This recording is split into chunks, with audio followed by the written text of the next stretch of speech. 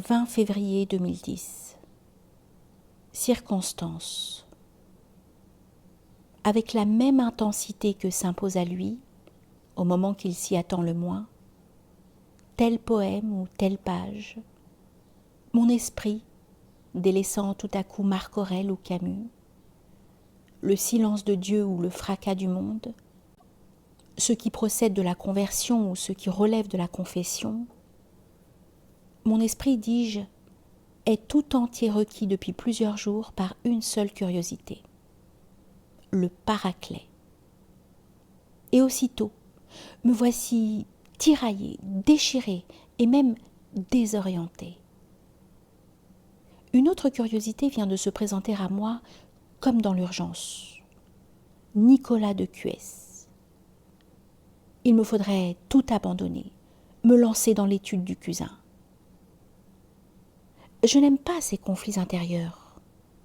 Ils sont source de désordre, de souffrance, d'indécision, sans compter qu'ils m'incitent à désobéir. Car enfin, ce que j'écris au jour le jour, même s'il appartient à l'actualité,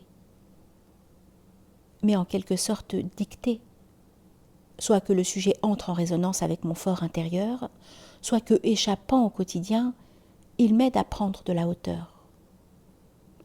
Un journal est affaire de circonstances.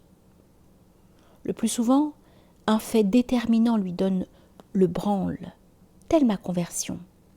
Certains mercredis des cendres, en l'église Saint-Gervais.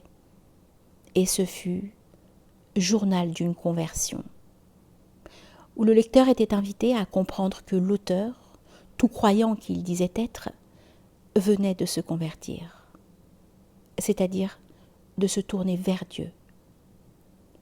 Ce qui, on en conviendra, intéresse davantage l'âme que l'institution religieuse. Autre circonstance.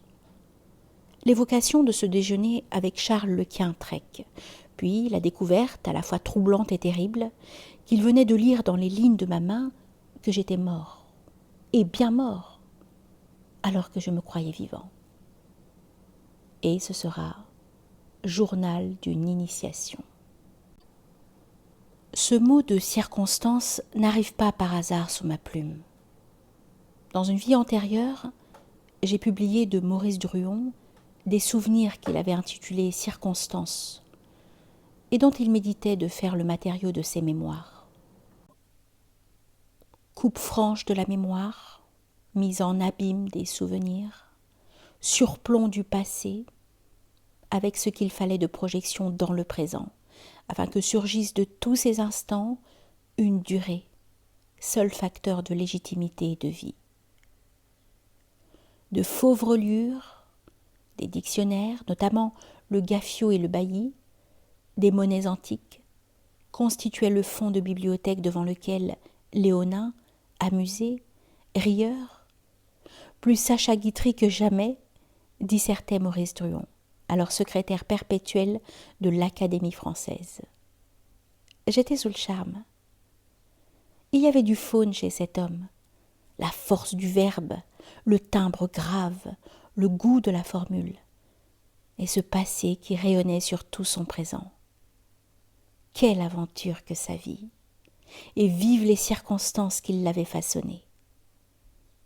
En avons-nous parlé de ces circonstances, en quoi, revenant à l'étymologie, je ne voyais que des événements qui se tenaient autour, du latin circumstar. Mais autour de quoi? Telle me paraissait être la seule question qui mérita d'être posée. Druon n'avait pas envie de me suivre sur ce chemin. Il osa le mot « ce chemin métaphysique », s'en tenant quant à lui aux accidents de l'histoire et autres coups du destin.